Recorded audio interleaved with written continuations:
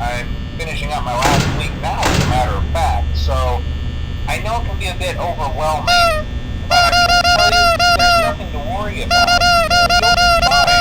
So let's just focus on getting you through your first week, okay? Let's see. First, there's an introductory greeting from the company that I'm supposed to read.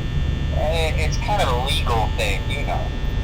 Welcome to Freddy Fazbear's Pizza, a magical place for kids and grown-ups alike, where fantasy and fun come to life. Fazbear Entertainment is not responsible for damage to property or person. Upon discovering that damage or death has occurred, a missing person report will be filed within 90 days or as soon as property and premises have been thoroughly cleaned and bleached and the carpets have been replaced. Blah, blah, blah. Now, that might sound bad, I know, but there's really nothing to worry about. The animatronic characters here do get a bit quirky at night, but do I blame them? No. If I were forced to sing those same stupid songs for 20 years and I never got a bath, I'd probably be a bit irritable at night too. So remember, these characters hold a special place in the hearts of children and we need to show them a little respect, right? Okay. So just be aware, the characters do tend to wander a bit. They're left in some kind of free roaming mode at night. Something about their servos locking up and they get turned off for too long. They used to be allowed to walk around during the day too, but then there was the bite of 87. Yeah. It's amazing that the human body can live without the frontal lobe, you know? Now concerning your safety, the only real risk to you as a night watchman here, if any, is the fact that these characters, if they happen to see you after hours, probably won't recognize you as a person. They'll most likely see you as a metal endoskeleton without its costume on. Now, since that's against the rules here at Freddy Fazbear's Pizza, they'll probably try to forcefully stuff you inside a Freddy Fazbear suit. Now, that wouldn't be so bad if the suits themselves weren't filled with cross beams, wires, and animatronic devices, especially around the facial area. So you can imagine how having your head forcefully pressed inside one of those could cause a bit of discomfort and death. The only parts of you that would likely see the light of day again would be your eyeballs and teeth when they pop out the front of the mask. Yeah, they don't tell you these things when you sign up. But hey, First Station agrees. I'll chat with you tomorrow. Check those cameras and remember to close the doors only if absolutely necessary. Gotta conserve power. Alright, good night.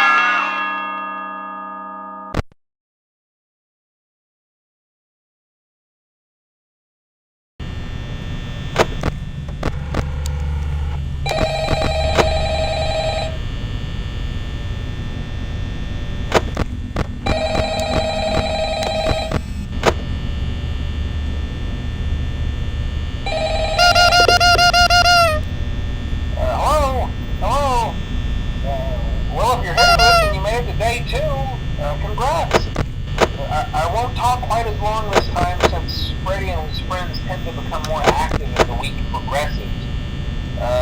It might be a good idea to peek at those cameras while I talk, just to make sure everyone's in their proper place, you know. Interestingly enough, Freddy himself doesn't come off stage very often. I've heard he becomes a lot more active in the dark, though, so hey, I guess that's one more reason not to run out of power, right? I also want to emphasize the importance of using your door lights. There are blind spots in your camera views, and those blind spots happen to be right outside your doors. So if you can't find something or someone on your cameras, be sure to check the door light. You might only have a few seconds to react. Not that you would be in any danger, of course. I'm not implying that. Also, check on the curtain in Pirate Cove from time to time. The character in there seems unique in that he becomes more active if the cameras remain off for long periods of time.